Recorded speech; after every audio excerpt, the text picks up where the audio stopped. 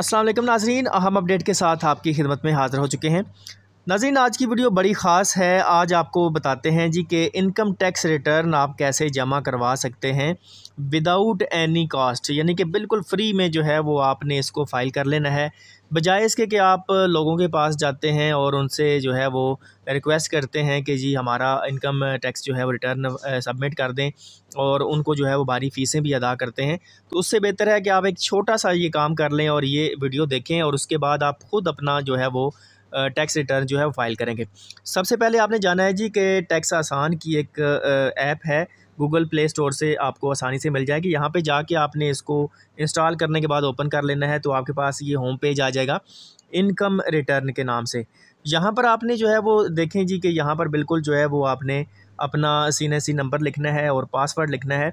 ये पासवर्ड आपको मिलेगा रजिस्ट्रेशन के बाद। रजिस्ट्रेशन का तरीकाकार इसी वीडियो में आपको बताया जाएगा।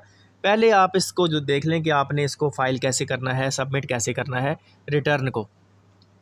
तो ये जी आप जो है वो यहाँ पर अपना CNSC नंबर लिखेंगे ऊपर वाले कॉलम में, और नीचे वाले कॉलम में जो है वो पासवर्ड लिखेंगे। मैंने अपना जो है वो छुपाया हुआ है। आप यहाँ पर देख सकते हैं जी कि ये चीज़ें जो हैं वो इस तरीके से आपके सामने जो है वो ओपन हो जाएगी एक विंडो, और इसमें आप देख सकते हैं जी कि एक जो न्यू फाइल टैक्स रिटर्न वाला ऑप्शन है टॉप पर, वहाँ पर आपने क्लिक कर देना है। तो आपके सामने इस तरह का एक जो है वो इंटरफेस सामने आ जाएगा। यहाँ पर आपने रहायशी से क्लिक करना है या गैर रहायशी पर क्लिक करना है। अगर आप पाकिस्तानी हैं तो आप रहायशी पर क्लिक करेंगे, तो आपके सामने जो है वो ये आ जाएगा सोर्स ऑफ इनकम वाला कॉलम। इसमें आप जो है वो इनकम फ्रॉम सैलरी लिखेंगे, और तो आपके सामने ज़राए आमदन के जो कॉलम है वो सामने आ जाएगा। एनुअल सैलरी वाले कॉलम में आप जब क्लिक करेंगे तो यहाँ से आपके सामने जो है वो सालाना तनख्वाह का ऑप्शन आ जाएगा। यहाँ पर आपने अपने पूरे साल की ग्रास सैलरी लिखनी है। तो मैंने एक फ़र्ज़ी जो है वो यहाँ पर लिखी हुई है। तो ये आपने जो है वो इस तरीके से अपनी जो है वो तनख्वाह के लिहाज से यहाँ पर जो है वो लिख देना है। और अगर आप टीचर्स हैं या आप जो है वो रिसर्चर हैं तो आपको एग्ज़म्पशन हासिल होती है, वो एग्ज़म्पशन की जो रकम है वो आपने यहाँ पर लिख देनी है। और उसके बाद आपने आ जाना है एनुअल डिडक्शन पर। एनुअल डिडक्शन में फिर वो आपकी जो है वो सैलरी पूछता है कितनी है, तो वो आपने लिखनी है पूरे साल की। और डिडक्शन पूछता है यानी कि जो आपने टैक्स जो है वो कटवाया है, यानी कि आपकी टैक्स कटौती हो चुकी है तनख्वाहों में से, वो आपने यहाँ पर लिख देनी है। और इसके बाद जो है वो नीचे वाले कॉलम में ये लिख दी, और फिर आप चले गए जी नेक्स्ट कॉलम में। अगले कॉलम में जब आप जाएंगे नेक्स्ट पर क्लिक करने के बाद तो आपके पास जो है वो ये आ जाएगा, नेक्स्ट टैब आ जाएगी। तो यहाँ पर आपने देखना है कि अगर आप टीचर हैं तो यहाँ पर आपने जो है वो अपना एग्ज़म्पशन वाला फिल करना है। अगर नहीं है तो फिर आपने इसको खाली छोड़ देना है।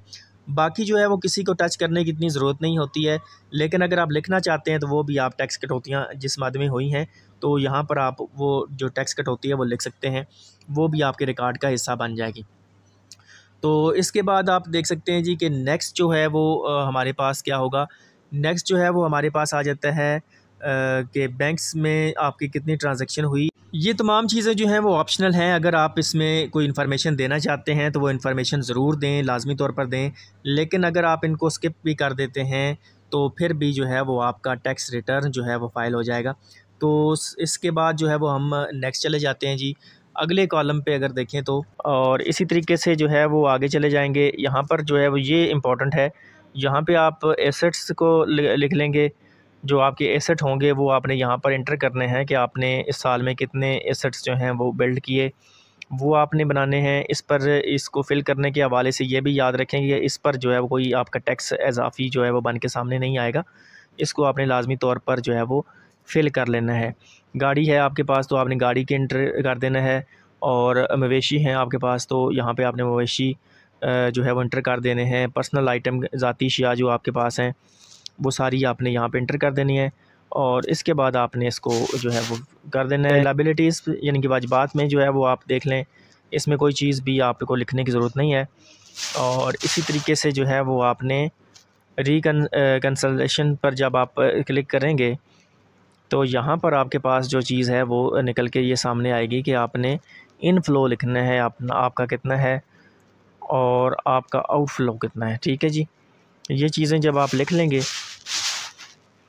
तो यहाँ पर आपका आउटफ्लो होगा, जितने भी एक्सपेंस, जितनी आपकी इनकम है उतना ही सारा ही आप जो है वो, चूँकि बचत नहीं है तो आप सारा जो है वो इसको इंटर कर देंगे मुख्तलिफ़ मद में।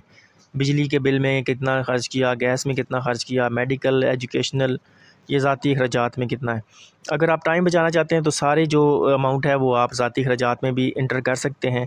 उसके बाद आपने जो है वो नेक्स्ट के जो है वो कॉलम पे क्लिक कर देना है। तो जैसे ही आप नेक्स्ट के कॉलम पर क्लिक करेंगे तो ये चीज़ जो है वो आपके सामने आ जाएगी इस तरीके से। तो इस तरीके से एक जो है वो फॉर्म आपके सामने आ जाएगा जो कि आपका होगा। चूँकि मैं पहले सबमिट करवा चुका हूँ, इस वजह से यहाँ पर लिखा आ रहा है ऑलरेडी सबमिटेड। तो जब भी आप यहाँ इस कॉलम पे पहुँचेंगे तो आप जो है वो इस को जो है वो सबमिट कर देंगे तो आपका आज का काम जो है वो ख़त्म हो जाएगा। इसके बाद आपको बताते चलें कि जी अगर आप नए रजिस्टर होने जा रहे हैं FBR पर, तो आपने सबसे पहले अपनी रजिस्ट्रेशन मुकम्मल कर लेनी है। गूगल पर आपने FBR सर्च करना है, उसकी जो वेबसाइट है FBR की, वहाँ पे आपने चले जाना है और वहाँ पर आपने न्यू रजिस्ट्रेशन पर जो है वो क्लिक कर देना है। न्यू रजिस्ट्रेशन वाले कॉलम पे जब आप क्लिक करेंगे तो आपके सामने कुछ इस तरीके का इंटरफेस आ जाएगा और इसमें आपने अपनी रिक्वायर्ड जो चीज़ें हैं वो दे देनी हैं। मिसाल के तौर पर CNC आपने लिखना है और इसी तरीके से प्रीफिक्स में आपने मिस्टर या मिसेस या मिस जो है वो सिलेक्ट करना है। और इसी तरीके से जो है वो आगे आपने फ़र्स्ट नेम वाले कॉलम में आपने जो है वो अपना फ़र्स्ट नेम लिखना है और इसी तरीके से मिडल नेम अगर कोई है आपका तो दरमियान में जो नाम आपका आता है वो लिखना है और इसके बाद लास्ट नेम लिखना है। आगे आपने जो है वो ईमेल एड्रेस लिखना है और उसको कंफर्म करना है ईमेल एड्रेस को। ये इंपॉर्टेंट है, ईमेल एड्रेस ऐसा होना चाहिए जो कि आपका एक्टिव हो। इसके अलावा होम एड्रेस वगैरह लिखने के बाद आपने इस फॉर्म को सबमिट कर देना है तो आपका जो है वो नया अकाउंट जो है वो रजिस्टर्ड हो जाएगा और आपका जो पासवर्ड है वो आपके मोबाइल नंबर जो कि आपने इस फॉर्म में दिया होगा वहाँ पर जो है वो SMS कर दिया जाएगा और आपका यूज़र नेम आपका ID कार्ड होगा। तो नए यूज़र्स ने जो है वो सबसे पहले ये काम करना है कि अपने आप को FBR पर रजिस्टर करवाना है। वहाँ से आपका पासवर्ड बनेगा, उसको आपने फिर आसान जो टैक्स ऐप है वहाँ पर ले जाना है। वहाँ पे आपने वो अपना जो है वो लॉगिन होना है और उसके बाद आपने जो है वो आसानी के साथ जो है वो वहाँ पे ऑटोमेटिकली जो है वो चीज़ें आपके सामने आती चली जाएंगी और न्यू टैक्स रिटर्न जो है वो आपने फ़ाइल कर देना है। 30 सितंबर यानी कि 30 सितंबर 2024 लास्ट डेट है और FBR की जानिब से ये वाज़ेह हिदायत मौजूद हैं कि ये जो डेट है इसको एक्सटेंड नहीं किया जाएगा और 1 अक्टूबर से जो है वो नई पाबंदियां लगाने जा रहे हैं। जो नॉन फाइलर्स होंगे उन पर जो है वो नई पाबंदियां लग जाएंगी। 15 किस्म की टोटल पाबंदियां हैं जिनमें से 5 जो हैं वो इनिशियली जो है वो लगाई जाएंगी। मिसाल के तौर पर सिम की बंदिश हो सकती है, बैंक अकाउंट की बंदिश हो सकती है और इसके अलावा जायदाद की खरीदो फरोख्त पर पाबंदी और बैरून मुल्क सफ़र पर पाबंदी लग सकती है। तो नाज़रीन ये थी आज की अपडेट। उम्मीद है कि आपको ये अपडेट पसंद आई होगी। अल्लाह हाफ़िज़।